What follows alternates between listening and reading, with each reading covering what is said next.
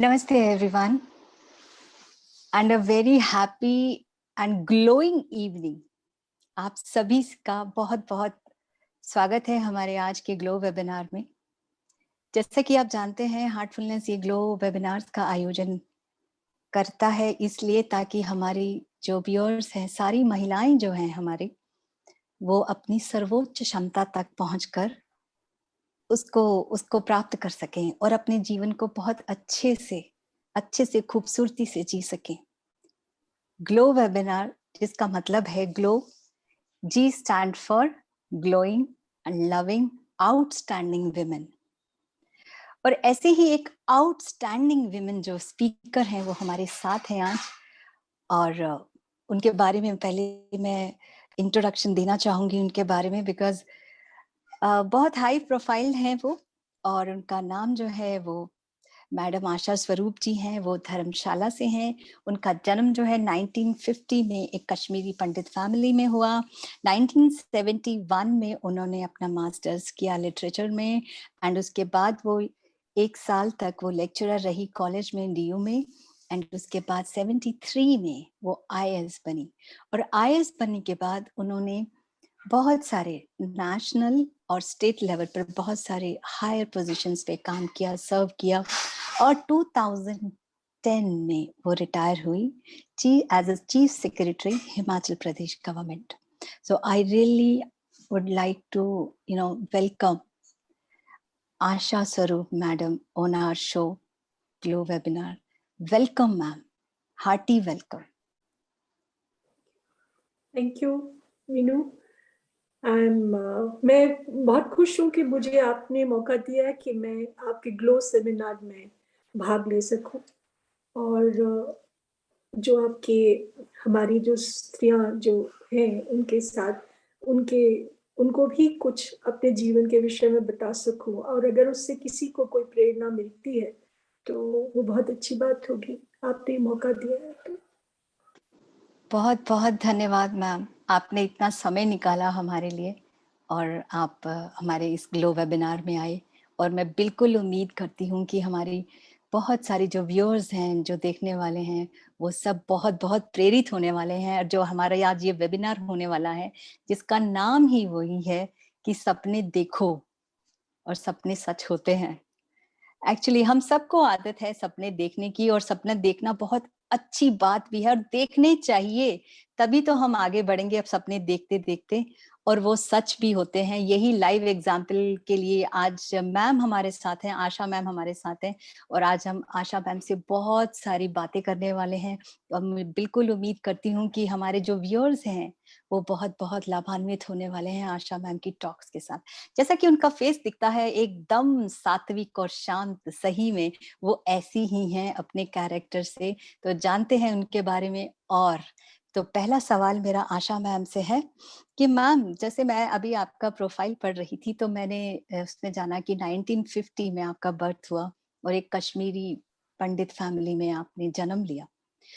1947 देखे तो हम सब ने वैसा एक्सपीरियंस किया है कि फ्रीडम, वो वाला जो टाइम था बहुत टफ टाइम था हम सब के लिए, जो भी उस टाइम थे मौजूद उन सब के लिए बहुत टफ टाइम था। और 50 में आपका जन्म हुआ।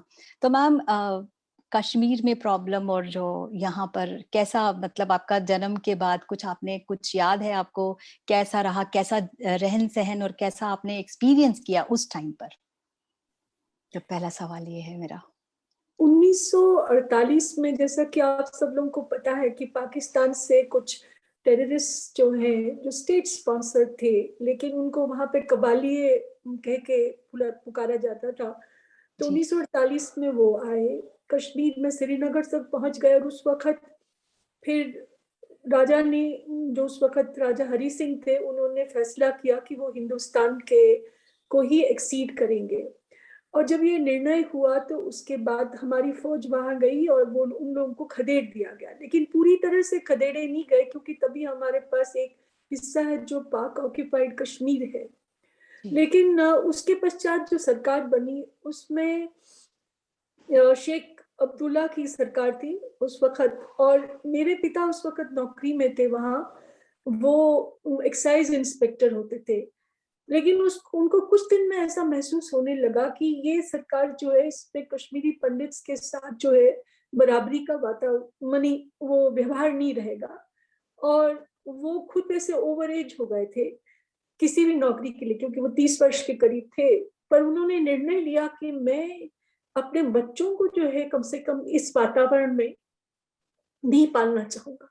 तो उन्होंने जो है उस वक्त निर्णय किया कि वो दिल्ली आएंगे, और वहाँ उनके भाई ऑलरेडी कुछ जो उनसे छोटे थे, क्योंकि वो अपने परिवार में सबसे बड़े थे, और जो उनके छोटे भाई थे उनको कुछ भारत सरकार में नौकरियां मिल गई थी।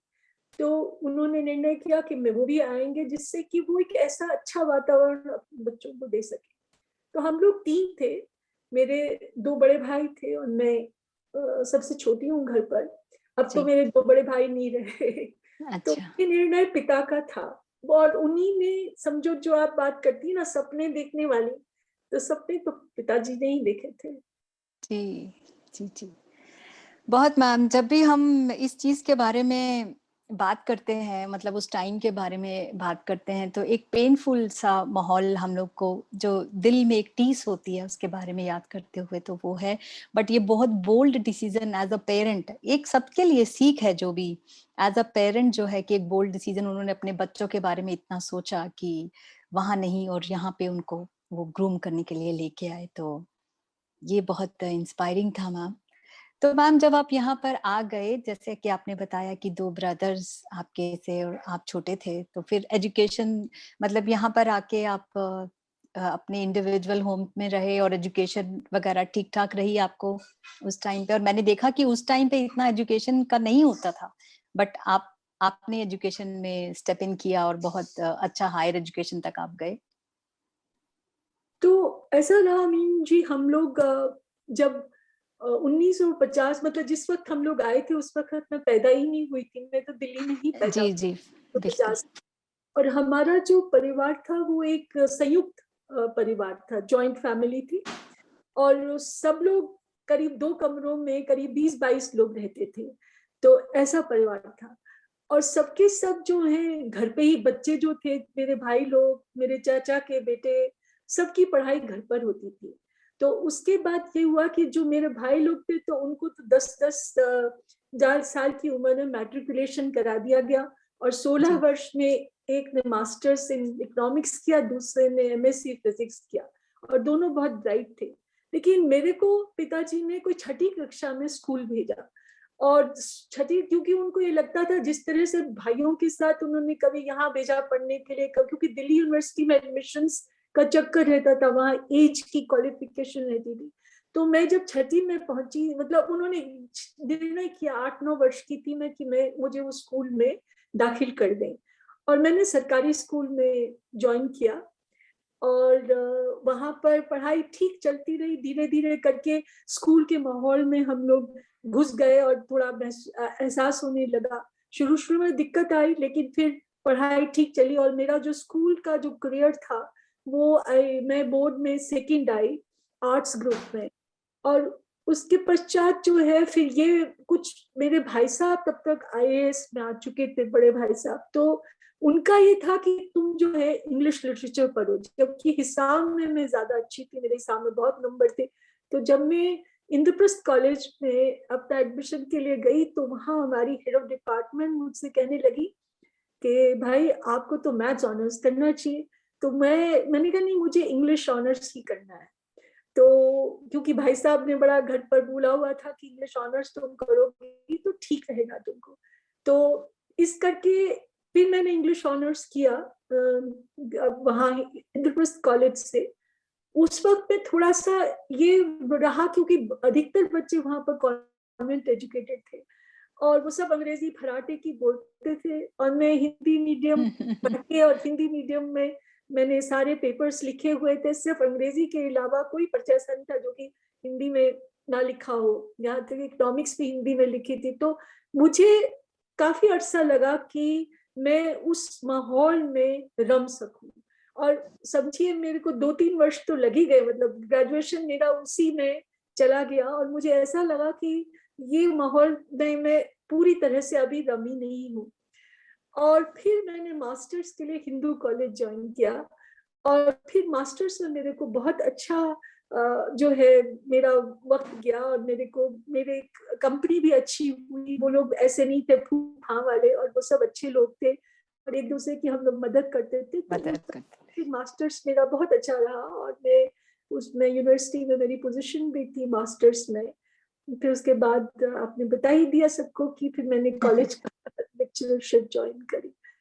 तो जी मैम, आपके जो अभी आपने जवाब दिया उसमें मैं दो चीज़ों को मुझे बहुत जो छुआ वो ये छुआ कि जैसे आपकी जॉइंट फैमिली की बात करते हैं, आज हमारे देश में ज्यादातर न्यूक्लियर फैमिलीज हैं, और आजकल का ट्रेंड ऐसा हो गया है कि न्यूक्लियर फैमिलीज में ही सब लोग रहना चाहते हैं, जबकि जॉइंट फैमिली में रहने के दुख सुख में हम सब एक दूसरे के साथी होते हैं जॉइंट फैमिली में। तो वो आपने अच्छे खासा उसको एक्सपीरियंस किया जॉइंट फैमिली में रहकर। तो ये एक मुझे बहुत अच्छी चीज लगी कि आप जॉइंट फैमिली में थे, और जॉइंट फैमिली में उस टाइम पे, जिस टाइम पे आप इतना पेनफुल टाइम था, और उसने आपने इकट्ठे मिलकर उसको निकाला, वहां से आप निकले। तो उससे बहुत चीजें, आजकल क्या है ना कि देखा जाए तो लोगों को ढूंढना पड़ता है कि अपने आप को बिजी कैसे रखें। डिप्रेशन बहुत अच्छा फैशनेबल वर्ड हो गया आजकल, पर पहले जब जॉइंट फैमिलीज होती थी मैम, तो ये तो वर्ड मुझे लगता है कि फॉरेन वर्ड होता था, कभी कोई सुनता ही नहीं था, अपने में इतना सब लोग बिजी, एंटरटेनिंग रहता था सब कुछ। तो ये जो चीज है हम लोग जरूर मिस करते हैं, और मुझे लगता है कि हमारे व्यूअर्स को जो है कि जॉइंट फैमिली के लिए मैं तो, हम लोग यही विश करते हैं ग्लो में और हार्टफुलनेस में, we have a big family, कि उसी के साथ जब हम रहने लगते हैं एक दूसरे के साथ तो बहुत कुछ सीखने लगते हैं मैम। तो अभी एक चीज मैम आपने और बताई कि आपने सरकारी स्कूल से आपने पहले वो किया, गवर्नमेंट स्कूल में थे आप, उसके बाद आप लिटरेचर में straight away to English literature. आजकल मैम मैंने देखा है कि specially in Hindi Hindi belt एक इंग्लिश का बहुत बड़ा फोबिया है। हम लोग को लगता है कि बिकॉज ऑफ एनी सर्कमस्टांसेस हम घर पर, चाहे अगर हम गवर्नमेंट स्कूल में भी जाते हैं, तो हमारा दिमाग में ना एक स्टैग्नेशन हो जाती है कि हम इंग्लिश तो मतलब हो ही नहीं पाएगा। तो ऐसा मतलब रहता है आज भी, मतलब आपके टाइम की बात नहीं है, आज भी यही रहता है कि जो गवर्नमेंट स्कूल जाने वाले बच्चे ना एक तरह का बैरियर बना लेते हैं। गर्ल्स सब बैरियर बना लेती है कि अरे ये तो इंग्लिश स्पोकन है, अपना तो चलेगा नहीं। बट आपको मैंने देखा है, अभी अभी आप बता ही रहे थे कि कैसे आपने इंग्लिश में स्विच किया, इंग्लिश लिटरेचर में किया, और उसके बाद मास्टर्स किया, और I know how you speak in English, मैं आपकी इंग्लिश को बहुत अच्छे से जानती हूँ। तो बहुत बढ़िया। तो मैम आप कुछ मैसेज देंगे हमारे व्यूअर्स को कि वो इंग्लिश के इतना भागना चाहिए या डरना चाहिए उनको, कि क्या करना चाहिए उनको? असल में देखो मीनू, मैं बहुत लकी थी कि मेरे पिताजी जो थे ना, उनकी अंग्रेजी बहुत बढ़िया थी। और असल में अगर आपकी बेसिक्स ठीक हो ना, जैसे कि ग्रामर जो होती है ना, वो जिसको कि हम लोग बहुत इम्पोर्टेंस नहीं देते, अगर आपका ग्रामर ठीक है, अगर आप अपनी वोकेबलरी पर ध्यान दें कि भाई जी आपने नए शब्द सीखने हैं, तो अंग्रेजी भाषा इतनी मुश्किल भाषा नहीं है। It is something which you can learn very easily, बड़ा आसानी से उसको सीख सकते हैं। और जो लोग जो अच्छे स्कूलों में पढ़ते हैं, ये जरूरी नहीं है कि उनके ग्रामर और उनके वोकेबलरी अच्छी हो, ये तो हम पर है जी ना। अगर हम अपने ग्रामर पे जो है ध्यान दें और अपनी वोकेबलरी बढ़ाने की कोशिश करें। उस जमाने में एक रीडर्स डाइजेस्ट में एक आता था, हर बार पेज आता था शुरू में, जिसमें शब्द होते थे, वो क्या नए नए शब्द। दूसरा, हमारे पिताजी वो ले आते थे किताब, words of power, and with in 6 weeks, कुछ इस किस्म की किताबें वो ले आते थे। तो फिर हम लोग उनको पढ़ते थे, तो उससे आप नए नए शब्द सीखते थे। सीख सकते तो हैं। वोकेबलरी पर जोर देना और ग्रामर पे जोर देना, ये तो हमारे हाथ में है। एक बार हमको बेसिक्स आ जाए तो आप अंग्रेजी भाषा पे आपका कमांड हो जाता है। ये जरूर है कि जैसा मैं मीनू आपको उस दिन सुना रही थी कि जी आपका प्रोनाउंसिएशन, आपका उच्चारण जो है वो इतना अच्छा ना रहो। तो जब आप अंग्रेजी में शब्द कोई बोले, तो हो सकता है जो अंग्रेजी स्कूलों से पढ़े हुए हों उनको वो सही ना लगे, लेकिन अंग्रेजी भाषा तो आप अच्छी लिख सकते हैं, पढ़ सकते हैं और बोल सकते हैं, उसमें कोई ऐसा नहीं है। जी जी जी, थैंक यू मैम। और हमारे व्यूअर्स बिल्कुल ना डरे इंग्लिश से। मैं बहुत लोगों से मैम हम जब मिलते हैं, और आपने भी एक्सपीरियंस किया होगा, तो मैम ने बहुत अच्छी टिप्स दी हैं हमें कि अपनी वोकैब पे काम करिए। बस जरूरत है आपको डेली थोड़ा थोड़ा कुछ काम करने के लिए, और वैसे भी ग्लोबल लैंग्वेज है इंग्लिश, तो आना ही चाहिए सबको और बिल्कुल मुश्किल नहीं है जैसा कि मैम ने बताया, तो हमारे व्यूअर्स इस चीज़ का फ़ायदा बिल्कुल उठा सकते हैं। तो मैम एक चीज़ अगला सवाल ये आता है कि जैसे आपने लेक्चररशिप जॉइन कर ली, आपने हिंदू कॉलेज में एज़ अ लेक्चरर काम किया। उसके साथ ही मैं देख रही थी कि 71 में आपने काम किया और 73 में आप आईएएस भी बन गए। मतलब आप काम करते-करते आईएएस की आई एम श्योर कि उस टाइम भी आईएएस की पढ़ाई काफ़ी टफ होती होगी और कॉम्पिटिशन रहता होगा काफ़ी। तो कैसे मैनेज किया? What is your take away and कैसे क्या शेयर करना चाहेंगे हमारे व्यूअर्स के साथ कि कैसे मेहनत करनी चाहिए? आईएएस एस्पिरेंट्स जो हैं, उनके लिए मैम आपका क्या टिप्स हैं? अच्छा, मैं एक तो पहले ये क्लैरिफ़ाई करना चाहती हूँ कि मैंने हिंदू कॉलेज में अच्छा हिंदू कॉलेज में नहीं किया, तो ठीक है, ठीक है, ठीक है। मेरे को इनफैक्ट जिस वक़्त हम अपना करके निकले, तो मेरे को सबसे पहली अपॉइंटमेंट जो मिली, वो दिल्ली कॉलेज मिली। दिल्ली कॉलेज को अच्छा, आज ज़ाकिर हुसैन कॉलेज बोलते हैं, हाँ? ओके, ओके, और ओके। उसका एक इवनिंग क्लासेस थी, उसमें मुझे अपॉइंटमेंट मिली। उसके बाद मुझे हिंदू में भी मिली और भगत सिंह में मिली, पर मैंने जैसे ही अपॉइंटमेंट आई, पहली अपॉइंटमेंट वो जॉइन कर ली। अब उस जब दूसरी अपॉइंटमेंट्स आई हिंदू की, तो बड़ी वो थी कि भाई ये बहुत ही प्रेस्टिजियस कॉलेज है। पर मेरे फादर साहब कहने लगे, देखो तुमने आईएएस का इम्तिहान देना है, तो तुम्हारे लिए ये जो इवनिंग कॉलेज है यही सबसे बढ़िया है। एक तो अच्छा, वहाँ के जो हेड ऑफ डिपार्टमेंट थे, वो उनके परिचित भी थे थोड़े बहुत। तो जैसे कि तुम वो चीज पढ़ो, उनसे ये तुम कह सकती हो कि मैं बच्चों को वो चीज पढ़ाऊंगी जो कि तुम्हें प्रिपरेशन के लिए भी काम आएगा। जैसे मैंने उसमें ईएम फॉस्टर पढ़ाया उनको, जी, ऑनर्स के बच्चों को। और वो आईएएस में भी एक मेरा पेपर जो था, उस मैंने कभी फॉस्टर को पढ़ा नहीं था। तो वो मेरे को उसके लिए बच्चों को पढ़ाने के लिए पढ़ाना पढ़ना पढ़ता। खुद पढ़ना पड़ा। जी, इसी तरह से मैंने जेन ऑस्टिन लिया अपना कि डिटेल पढ़ने के लिए, बच्चों को पढ़ाने के लिए। तो और इवनिंग कॉलेज था, तो मेरा समय जो दिन का समय था वो तैयारी में अच्छा, जाता था। वो और तैयारी में। शाम को मैं करीब घर से 4:30 बजे के करीब निकलती थी और रात को कोई 9:30 तक वापस आती थी। और जो ये हमारे जो हेड ऑफ डिपार्टमेंट थे, वो भी उसी बस पर लौटते थे जिस बस पर मैं लौटती थी। तो जी, इसलिए जी, जो जी। है वो कोई डर नहीं होता था। कोई कभी कभार जो है मेरे पिताजी वहां बस स्टैंड पे मिल लेते थे मुझको आके। तो वो उस तरह से चला सिलसिला। दूसरी बात जो मेरे को अच्छी हुई वो ये कि मेरे भाई साहब जो है उन्होंने आईएएस का इम्तिहान दिया था। तो उन्होंने बड़े एक्सटेंसिव नोट्स दिए बनाए थे। और अच्छा, वो 64 बैच के थे, मुझसे वो 10 वर्ष बड़े थे। लेकिन उनके नोट्स बहुत अच्छे थे और उन नोट्स को पढ़ने से मुझे काफी फायदा हुआ। और शायद मैंने बहुत कम मेहनत की उनके कंपैरिजन में। और हर एक आदमी को ये किस्मत वाला नहीं होता कि उसका बड़ा भाई इतना अच्छा पढ़ने में हो और वो नोट्स बना के रखे। तो ये दूसरी बात थी। तीसरी बात ये कि एक बार मन बना लिया कि भाई आपने अब ये इम्तिहान पास करना ही है, तो फिर आप उसी हिसाब से फिर अपना आप समय बिताते हो। अब नहीं तो हम ये भी कर सकते थे कि भी नई नई नौकरी मिली है तो चलो आज घूमने चलते, आज यहाँ जाते हैं वहां जाते हैं, पर वैसा नहीं था। वो ये था कि अब ये मन बना लिया है कि भाई इम्तिहान में बैठना है, तो अब इसको जितना समय है अब इसको जो है इसको अचीव अच्छे करना से है। इस्तेमाल करें। ये बात जरूर है बीनू कि परीक्षा अब ज्यादा कठिन हो गई। एक तो रिजर्वेशंस बहुत ज्यादा है। जिस वक्त हम लोग आईएएस में बैठे थे उस वक्त सिर्फ 22-22.5% रिजर्वेशन थी। 15% शेड्यूल कास्ट के लिए होती थी, फिर 7.5% ट्राइब्स के लिए होती थी। तो बाकी जनरल कैंडिडेट्स के लिए होता था। अब जो है रिजर्वेशन ओबीसी और पता नहीं मतलब 50% बहुत सारी कैटेगरीज के लिए बहुत करेक्ट। हो गया है। जी, जिसकी वजह से जो है जो जनरल की सीट्स है वो कम हो गई है। जहां तक रही बात, अगर इसमें कोई टिप्स देने वाली बात है कि जो लोग इम्तहान के लिए तैयारी करना, एक तो शुरू में ही निश्चय, जैसे मेरे ब्रदर ने 10 वर्ष की आयु में निश्चय कर लिया था कि वो आईएएस में बैठेंगे, तो वो बचपन से ही अपने आप को तैयार कर रहे थे। जब मैट्रिकुलेशन का एग्जाम हुआ तो उसके पश्चात से ही वो अपने को तैयार कर रहे थे।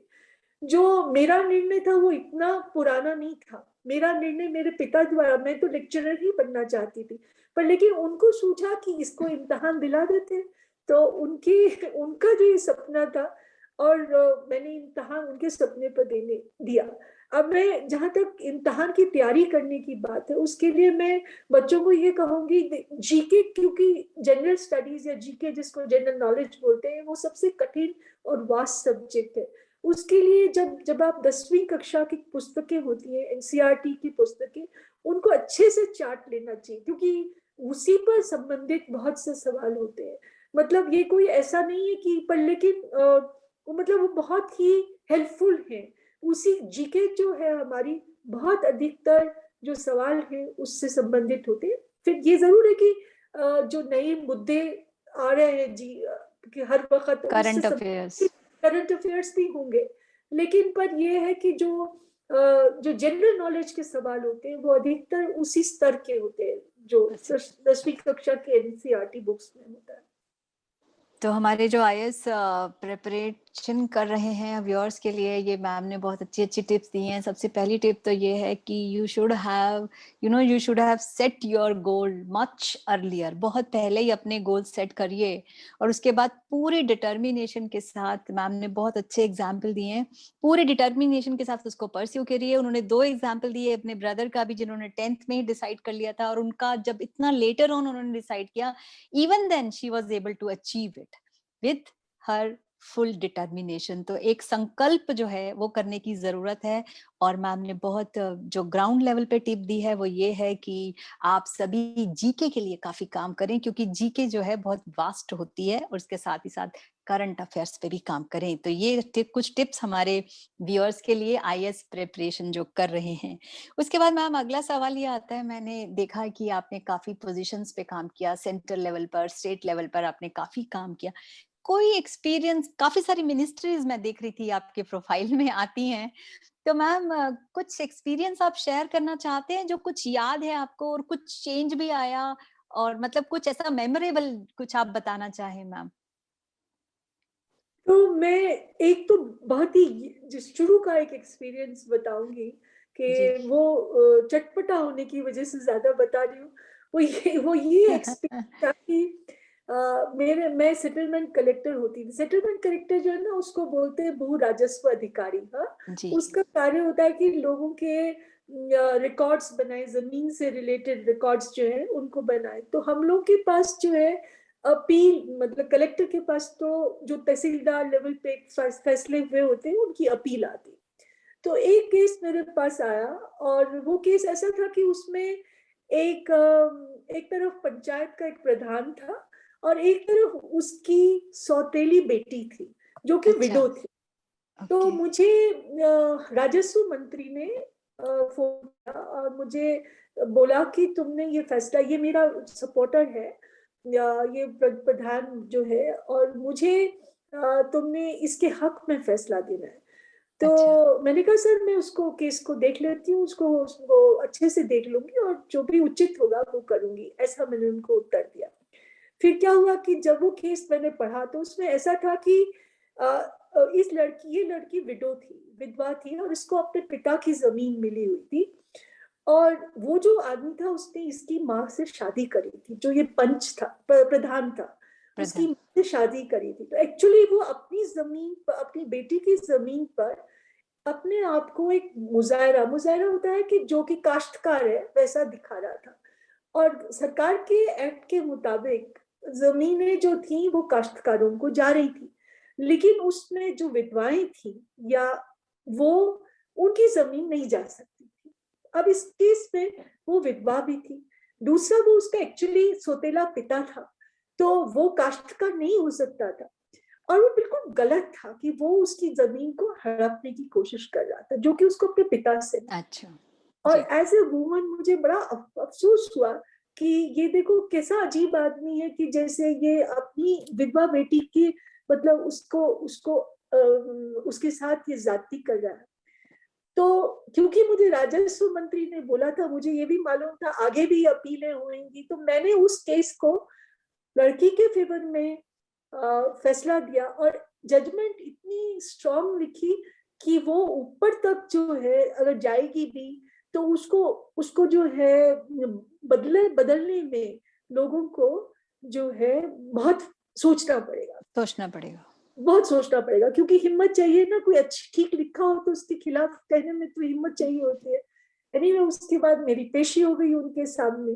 तो ये एक किस्सा है। मेरी पेशी हुई, मुझे बोला कि आपको तो मैंने कहा था कि ये मेरा सपोर्टर है। मैंने कहा सर वो बिल्कुल जाती कर रहा था, मैंने अपना अपना पक्ष दिया।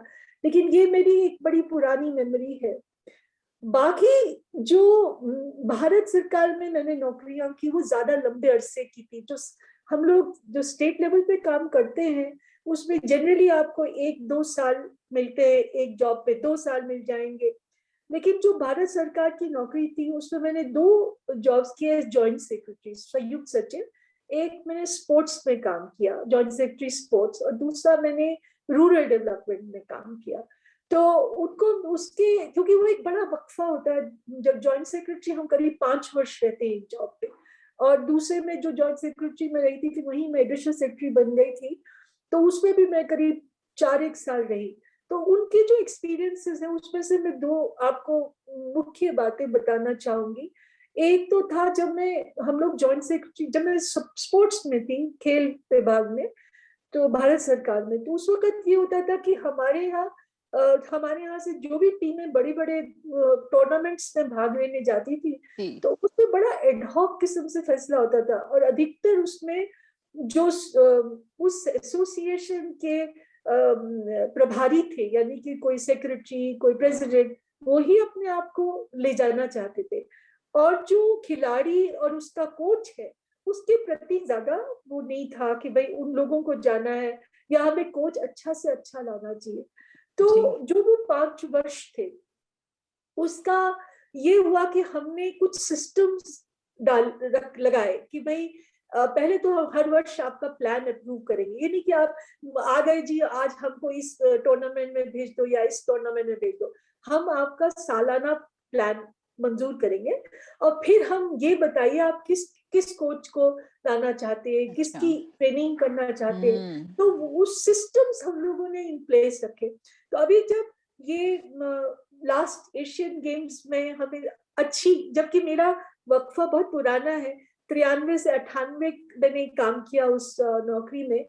लेकिन जब अब की, क्योंकि ये ऐसी चीजें होती है जिनमें एकदम रिजल्ट्स नहीं आते हैं, नहीं आप आते समय लगता है लोगों को बिल्कुल ट्रेन में और सिस्टम्स को प्लेस में आने में। तो अभी जब एशियन गेम्स में अच्छे रिजल्ट्स आए तो मुझे बड़ी तसल्ली हुई कि जो हम लोगों ने शुरुआत की थी उसका कुछ असर हुआ। दूसरा जो इंसिडेंट में, दूसरा जो मैं आपको बताना चाहूंगी कि मैं जब ग्रामीण विकास विभाग में थी तो मेरे पास एक स्वयं सहायता समूह वाला स्कीम है ग्रामीण विकास विभाग का, जो कि जो लोग गरीबी रेखा से नीचे होते हैं जी उनके लिए बनी हुई स्कीम। उसको पहले IRDP बोलते थे, फिर उसको स्वर्ण जयंती ग्राम स्वरोजगार योजना बोले, अब उसको लाइवलीहुड स्कीम करके बोलते हैं। तो उसमें हम लोग वो लोग अपनी तरफ से कुछ पैसा लगाते थे और सरकार जो है कुछ पैसा लगाती थी, लेकिन उस स्कीम में बहुत सी कमियां थी। हमने ये महसूस किया कि जो लोग बहुत गरीब होते हैं वो गरीबी रेखा से इतनी जल्दी ऊपर नहीं उठते हैं, उनको बड़ा जी समय लगता है उठने में। जैसे आप किसी परिवार को भी देखते हो तो एक जनरेशन थोड़ा सा या एक लेवल पे पहुंचती है, दूसरी जनरेशन जो है बिल्कुल तरक्की करके आगे थोड़ा सा बढ़ती और बढ़ती है है। जी फिर हमारी स्कीम में लिखा हुआ था कि हम 5 वर्षों में बीपीएल परिवार को अबव पॉवर्टी लाइन ले जाएंगे, जो कि अच्छा मुझे बिल्कुल ही मैं ठीक नहीं लगा। फिर धीरे धीरे हमने काम किया उस पे और हमने उसको बदल के ये कहा कि हम उसका स्तर बढ़ाएंगे और इस तरह से बढ़ाएंगे जिसमें ट्रेनिंग भी होगी उसमें। यहाँ तक कि हमने ये भी महसूस किया कि जो गरीब परिवार है वो जब तरक्की भी करता है उसका अधिकतर पैसा, एक बीमारी आती है तो उसका सब पैसा चला जाता है तो फिर हम लोगों ने किताबें लिखी। मैंने एक किताब प्लान करी जिसमें ये उसका था नाम आपका स्वास्थ्य आपके हाथ। तो ये था कि घर में बहुत चीजें ऐसी जो कि आप खुद कर सकते हैं, को कैसे आप साफ रखना है, या जी पानी को आप जब जिन जिन दिनों खराब होता है पानी, जैसे बरसात में पानी खराब होता है, या जब गर्मियां आती है तो बहुत लोग उनको शिकार हो जाते हैं डायसेंट्री वगैरह के, बिल्कुल। तो उस दिन आप उबाल के पानी पियो। तो ऐसे छोटे छोटे टिप्स छोटे थे छोटे। उसमें, जिससे कि आप उनको बीमारी से बचा सके। और हमने ये किताबें जो थी वो सारे स्वयं सहायता समूहों को भेजी, कि आपका स्वास्थ्य आपके हाथ में है, और आप इस तरह से। तो मुझे उस टेन्योर की बड़ी सेटिस्फेक्शन है, क्योंकि जो काम हमने उस वक्त किए वो धीरे धीरे धीरे करके उसके रंग ला रहे हैं। फिर तीसरी चीज जो हमने करी वो ये था कि जहां कहीं भी कुछ अच्छा होता था तो वो हमने एक प्रोग्राम शुरू किया, जैसे कृषि दर्शन प्रोग्राम है, वैसे ही एक हमने ग्रामीण विकास करके अच्छा। प्रोग्राम किया। तो जितने दिन मतलब हम लोग वहां रहे, करीब 3-4 वर्ष, तो वो प्रोग्राम रोज आता था। और उसमें जो अच्छी स्टोरीज होती थी, जहाँ पे कुछ अच्छा काम हुआ और वो कैसे लोगों ने किया, उसको हाईलाइट करते थे। तो वो एक मेरे जीवन के अच्छा अनुभव है, जो कि यंगर डेज का है, समझे। तो बाकी तो आप बहुत सारे बीज बो देते हो, जहां भी आप जाते हो बहुत सारे बीज बीच बो देते बो देते हो। और वो कभी कभी आपके सामने रंग लाते हैं और कभी कभी आपके कभी कभी बाद में लाते हैं। तो जैसे मैं जब मुख्य सचिव थी तो हमने ये किया, काम शुरू की पानी पर हम, क्योंकि पानी की कमी होती जा रही है, और हर वर्ष जो है जब गर्मियां होती थी तो ट्रकों का सिलसिला चल पड़ता था कि पानी ट्रकों से सप्लाई किया जाए। तो उसमें बहुत गलत भी होता था, क्योंकि जहां ट्रक नहीं भी चाहिए वहां भी, क्योंकि एक लॉबी होती थी ट्रक वालों की, वो उसकी वजह से वहां ट्रक जाते थे। तो हमने ये काम किया कि भाई आप हम लोग ये देखें कि कहाँ कौन से हमारे सूखे वाले जिले हैं, और उनके लिए हम एक लॉन्ग टर्म प्लान बनाएं कि किस तरह से हम पानी को रोकेंगे, क्योंकि हमारा प्रदेश जो एक हिल का प्रदेश है, जहाँ तो पानी पहले जी। पड़ता है, फिर वो नालों के माध्यम से नीचे जाता है। तो अगर हम वाटर शेड्स बनाएंगे, यानी पानी को रोकेंगे, तो हम लोग जो है इससे हम बच सकते हैं, क्योंकि उससे वाटर टेबल भी उठ जाएगा, वो सब। तो वो वाला धीरे धीरे अब वो काम हो रहा है। और वही स्कीम अब भारत सरकार ने, अब क्योंकि अब मोदी जी के टाइम में अब ये उसको और जो है उसी किस्म की स्कीम जो है अब उसको आगे फ्लोरिश हो रही है। जी। चालू। तो ऐसे बहुत से छोटे छोटे होते हैं जो कि अब हर एक, काफी सारी बातें हैं मन में, लेकिन जो मैंने छोटी जी, मोटी बातें आपको बताई कि जो मेरे एकदम जहन में आई। ज़हन में आई। जी, मैम आपकी बातों से सुन के मुझे इतना अच्छा लग रहा है, क्योंकि बहुत कम मौका होता है जब हम आईएएस से इतना क्लोज़ली जब हम इंटरैक्ट कर पाते हैं, और हम जानते हैं कि जो आईएएस हैं, कि हमारे सब व्यूअर्स जानते हैं कि जो आईएएस है ग्राउंड लेवल पे और हाई पावर्ड लोग होते हैं, और वो कुछ भी कर सकते हैं। और आपकी बातों से जैसे आप हमने जाना कि एक बोल्डनेस जो आपके हृदय में थी और सबके लिए अच्छा करने की जो चाहत थी, उसको आपने अपने मतलब लेकर भी आए, अपने एक्शन में भी लेकर आए। हमारे हार्टफुलनेस में तो मैम हमारे गाइड भी हमेशा कहते हैं कि दिल से बिल्कुल बोल्ड होना चाहिए, और हमेशा अच्छा ही हमें दुनिया के लिए कुछ ऐसा करके जाना चाहिए कि दुनिया में आए, और जब हम जाएं वहां से तो लॉन्गर टाइम तक लोग उसका फल प्राप्त करें। और जैसा कि आपके केस में मैंने इतने सारे किस्से अभी आपके सुने, तो मुझे बहुत अच्छा और बहुत एक सेटिस्फेक्शन की बात की आपने, कि संतोष होता है आज भी कि आपने वो बीज बोया था और आज उसको वो चल रहा है, वो सिलसिला जारी है, और लोग उसका फल प्राप्त कर रहे हैं। तो बहुत बहुत बढ़िया लग रहा है मुझे ये सब सुन के। और मुझे ऐसा लग रहा है कि अगर हमारे सारे आईएएस और हाई रैंक्ड ऑफिसर्स अगर ऐसे करने लग जाएं कि दुनिया की भलाई जो है अपना मेन टारगेट रखें, तो आज हमारा जो जीवन है इंडिया में बहुत बहुत बढ़िया और बहुत ऊंचे स्तर का हो जाएगा। और हमारी महिलाएं तो आपको देखकर, आपको सुनकर इतनी प्रेरित होने वाली है ना, कि एक महिला जो किसी से नहीं डरी और अपना जो मन को फॉलो किया और दुनिया के वेलफेयर के लिए काम किया। So thank you so much ma'am, इतना अच्छा लग रहा है ये सब बातें सुनकर आपकी। मैम एक क्वेश्चन मैं आपको और करना चाहूंगी, आपने काफी सारे एक्सपीरियंसेस यहाँ शेयर किए जो आपके सेंट्रल लेवल पे या स्टेट लेवल पे काम करने के साथ है। मैम कोई ऐसी चीज है जो आपको लगता है कि काम करते करते शायद मुझे अब वो करनी चाहिए थी, या मिस करते हो उस चीज को आप, कुछ ऐसा है, कुछ छूटा है या सब हो गया? नहीं, मैं बताऊं, जो मुझे दो बातों का एहसास हुआ जब मैं रिटायर हो गई। एक तो मैंने अपने को फिजिकल लेवल पे बहुत निग्लेक्ट किया था, मैं बहुत अच्छा। ओवरवेट थी। मेरा वजन उस वक्त जब मैं रिटायर हुई तो उस वक्त 82.5 किलो वजन था। और अब 65 के करीब है, 65 जी 64 के करीब है, 64 के करीब। तो मैं अपने, क्योंकि मेरा ध्यान जो था वो हमेशा काम में लगा रहता, काम यहाँ में तक कि रहना। मतलब दिन भी 9:30 बजे से 7:30 बजे तक का तो वर्किंग टाइम होता था, फिर घर के लिए भी कागज लेके आती थी। तो एक तो मैंने फिजिकली अपने आप को बहुत निग्लेक्ट किया था, जो कि हमें नहीं करना चाहिए। इतना भी आदमी को अपने काम में व्यस्त नहीं होना चाहिए कि आप अपनी बॉडी को निग्लेक्ट करो, क्योंकि उससे काफी सारी प्रॉब्लम्स हो जाती प्रॉब्लम्स हो जाती हैं। है।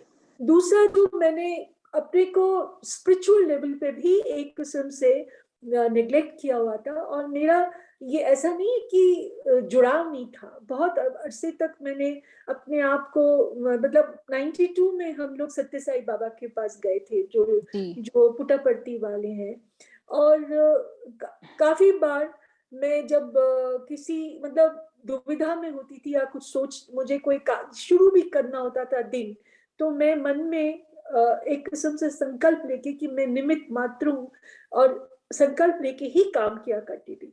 लेकिन फिर भी उस तरह से कि आप फुल मतलब हर वक्त जो कि सत्स्मरण वाली बात है वो नहीं थी, और वो मुझे उसका मुझे एहसास जो है।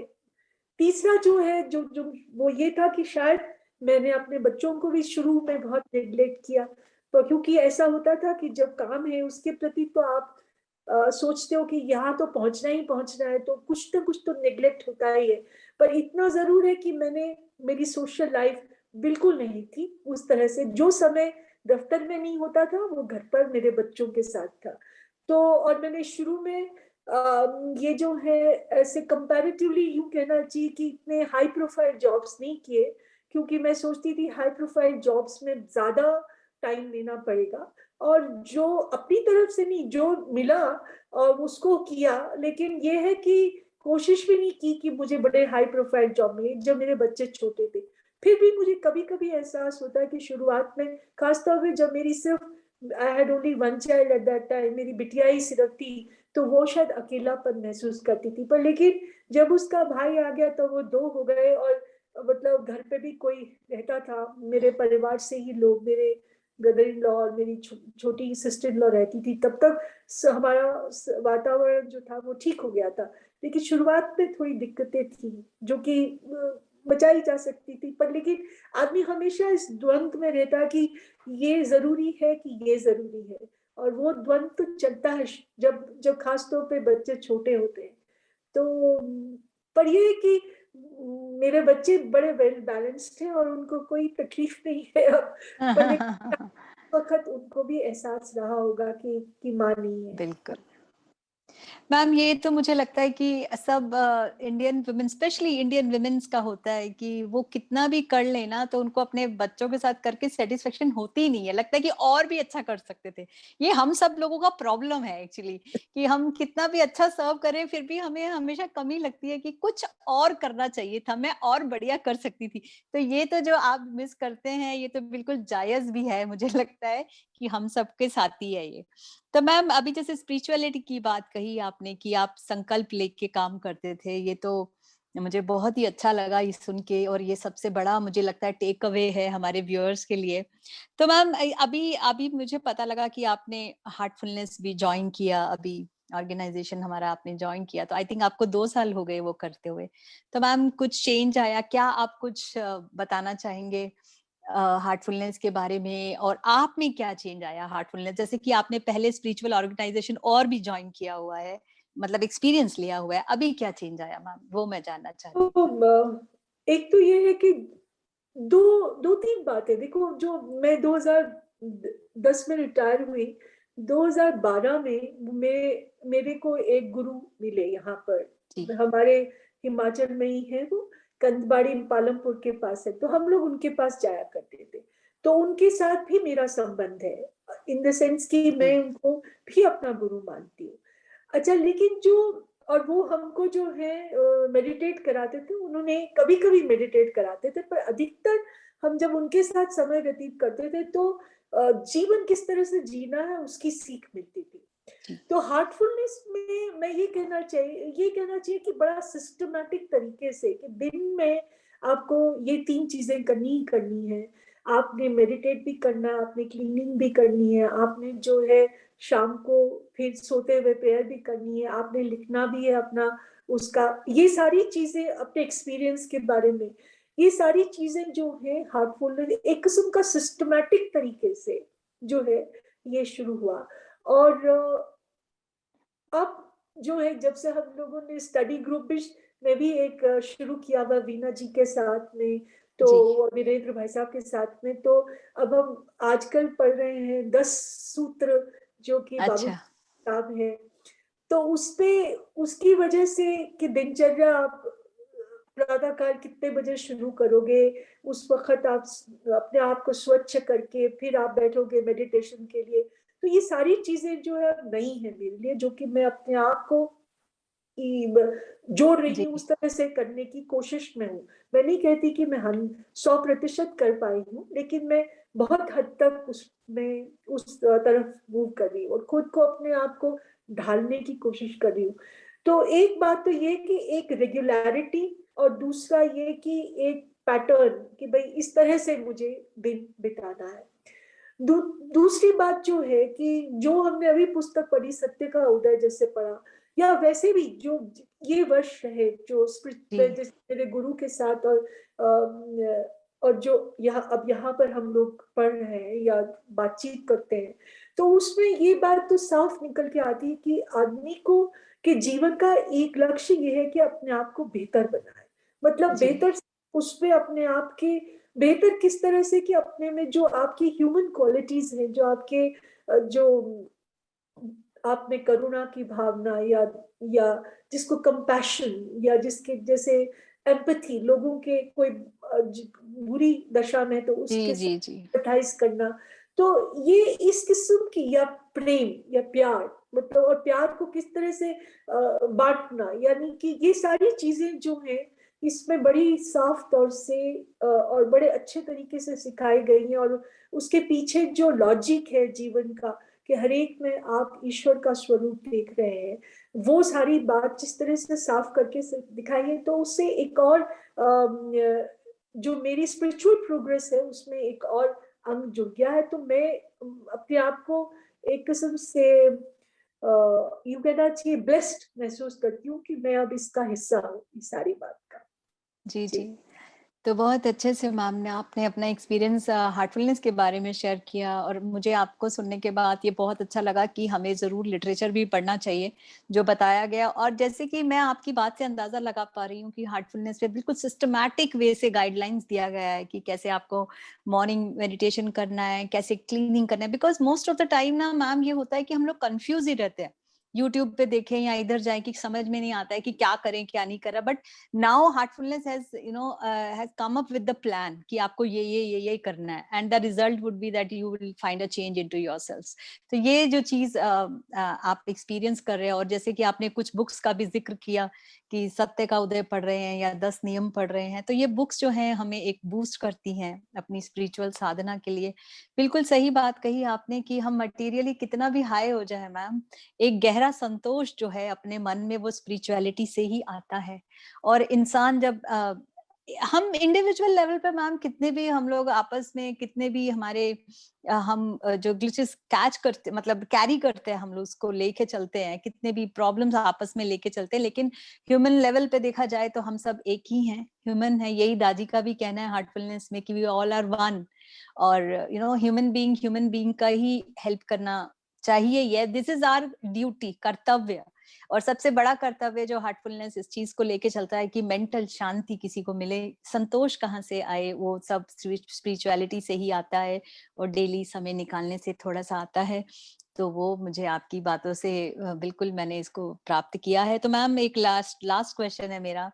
आपने बहुत समय निकाल रहे हैं आप हमारे साथ। मैं जरूर हम लोग मेडिटेशन भी एक्सपीरियंस करेंगे थोड़ा सा, पर उससे पहले एक और क्वेश्चन है कि आप कुछ मैसेज हमारी महिलाओं को देना चाहेंगे, क्योंकि आप तो अपने लाइफ के हर पड़ाव से निकले हैं मैम, और आज आप उस चीज को एंजॉय भी कर रहे हैं। तो आपका कोई मैसेज है स्पेशली हमारी महिलाएं व्यूअर्स के लिए? मैं ये कहूंगी कि जीवन को जीना चाहिए। मतलब ये नहीं सोचना, और अधिकतर लोग जो हैं या तो अपने पास्ट की मेमोरीज के साथ जीते हैं या फ्यूचर के प्लान्स के साथ जीते हैं, लेकिन जो वर्तमान है उसको उसमें कम जीते हैं।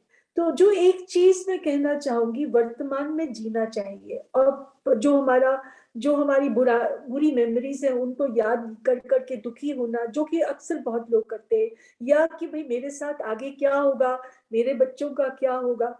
तो हमारे गुरुजी जो है वो मुझे हम कभी कभी बात कर रहे थे, बोला कि जो ये पेड़ पे पक्षी बैठे होते हैं, तो जो ईश्वर आपको जिंदगी दे रहा है, तो वो आपको चोगा भी देता है ना। और वो लोग कहाँ बिल्कुल। सोते हैं, रात को गिरते हैं, कभी रात को वो उसने उनको रखा है ना पेड़ पे, वो आराम से सोए रहते हैं। तो आप क्यों चिंता करते हैं कि आपके बच्चों का क्या होगा? आप तो भविष्य की चिंता करके और पास्ट की जो अच्छी मेमोरीज नहीं है उनको लेके जीते रहना, वो अच्छी बात है। जो वर्तमान है उसमें जो आपका कर्तव्य है उसको अच्छे से करें, वो उसको और ईश्वर में ध्यान रखें, श्रद्धा रखें, ईश्वर आपका हमेशा भलाई करेगा। आप जो है ये मान के चलिए कि अगर मैं कार्य जो है अच्छे से करूंगा या करूंगी, अच्छे से करूंगी, तो सब ठीक ही होगा। तो ये मत सोचिए कि मेरे साथ कुछ बुरा होने जा रहा है। तो यही मेरा मैसेज है। दूसरा मैं ये भी कहूंगी, जो कि मैं अपने में कभी कभार मिस करती हूँ, कि हम लोग ये सोचते हैं, प्लान करते हैं कि अब समय अच्छा आएगा तो फिर मैं वहां घूमने जाऊंगी, वहां ये करूंगी।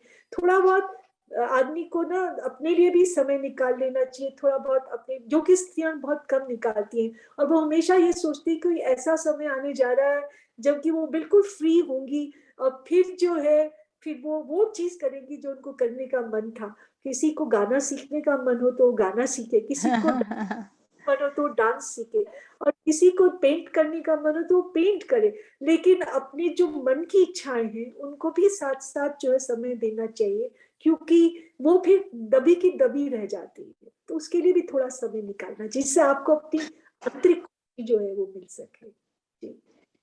बहुत बढ़िया मैसेजेस मैम ने हमें दो दे दिए हैं, और बिल्कुल आपको जो मास्टर कहते हैं, हमारे जो दादी कहते हैं, follow the dictums of your heart, जो वो बताते हैं हमें, तो बिल्कुल जो दिल करे वो करना चाहिए।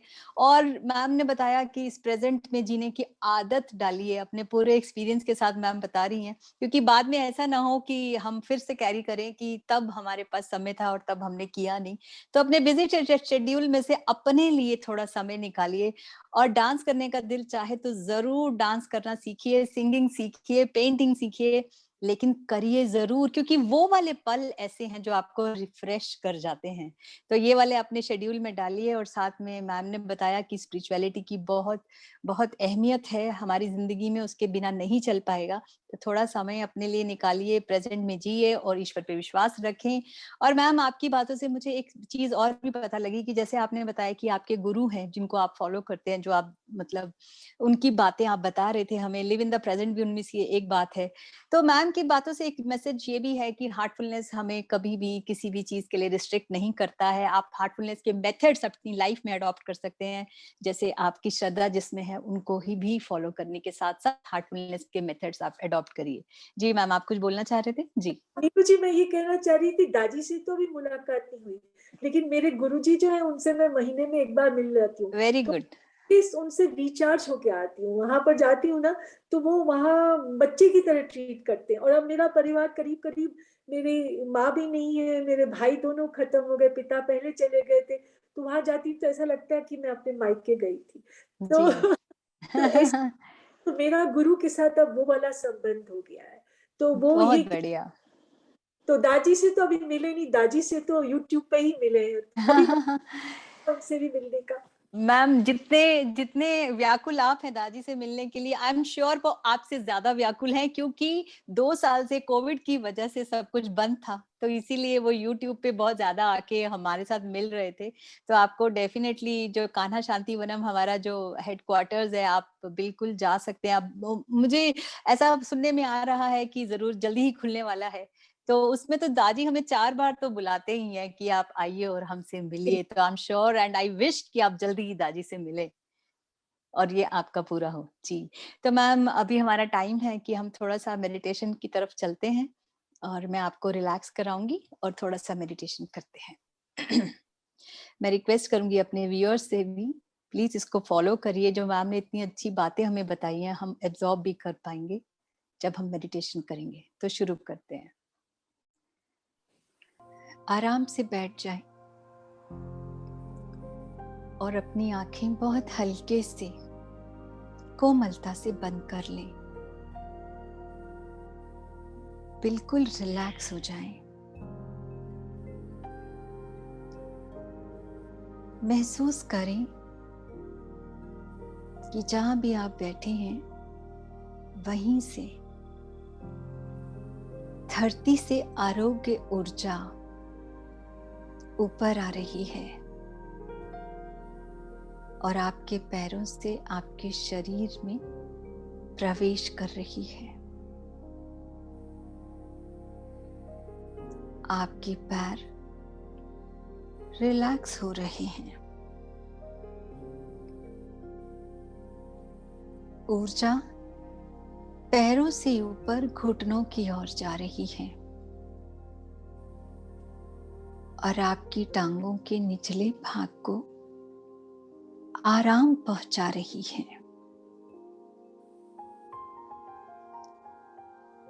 आपके घुटने आराम का अनुभव कर रहे हैं।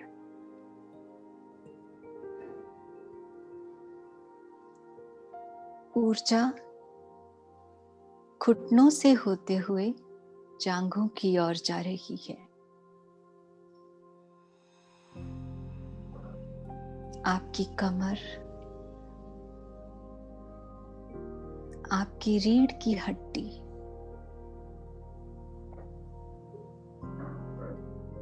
आपकी पीठ, यह ऊर्जा आपकी पूरी पीठ में फैल रही है। पीठ से होते हुए ऊर्जा पेट की ओर आ रही है।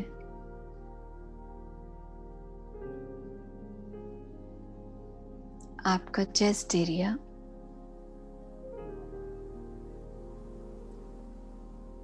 कंधों को ढीला छोड़ दें। महसूस करें कि कैसे आपके कंधे हल्के होकर पिघल रहे हैं।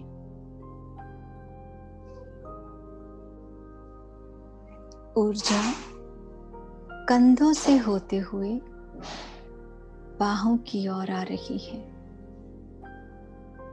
ऊपर की बाहें, कोहनी, आगे की बाहें, आपकी कलाई, हाथ,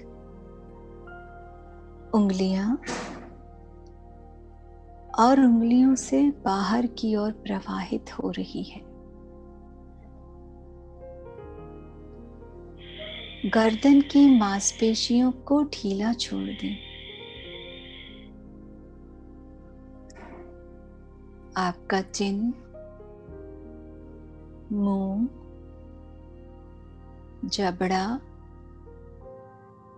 चेहरे की मांसपेशियां, नाक, कान, आंखें, माथा, सिर के ऊपर शिखर और फिर पूरा सिर। महसूस करें कि कैसे आपका पूरा शरीर सिर से लेकर पैर तक तनाव मुक्त हो गया है। अब अपना ध्यान अपने हृदय की ओर ले जाओ और महसूस करें कि आपका जो हृदय है ईश्वरीय प्रकाश से भरा हुआ है।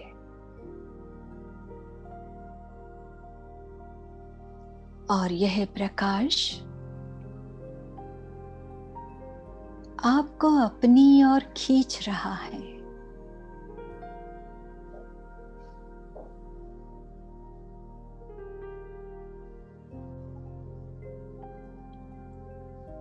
बस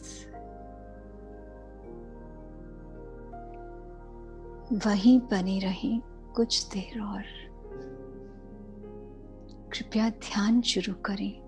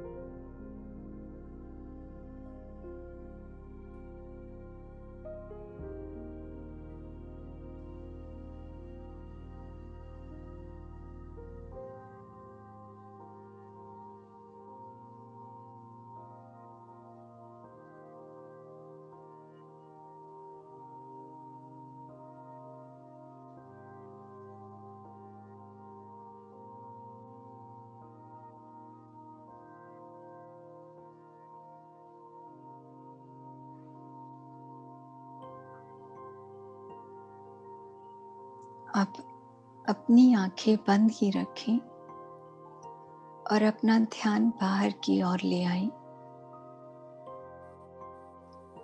और महसूस करें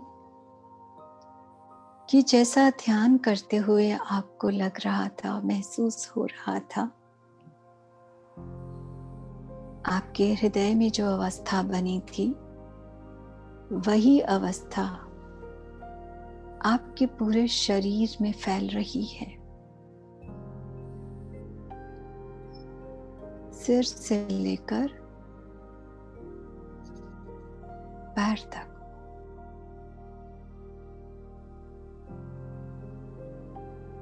और अब यही अवस्था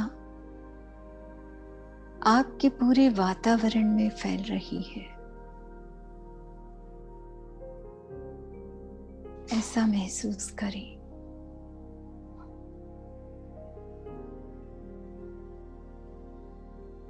आपका पूरा वातावरण इस अवस्था से भर गया है।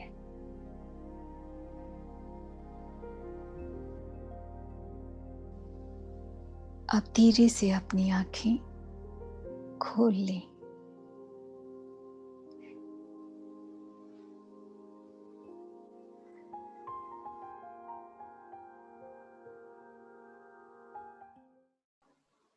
तो मैम, आपका बहुत बहुत धन्यवाद हमारे साथ आज जुड़ने के लिए।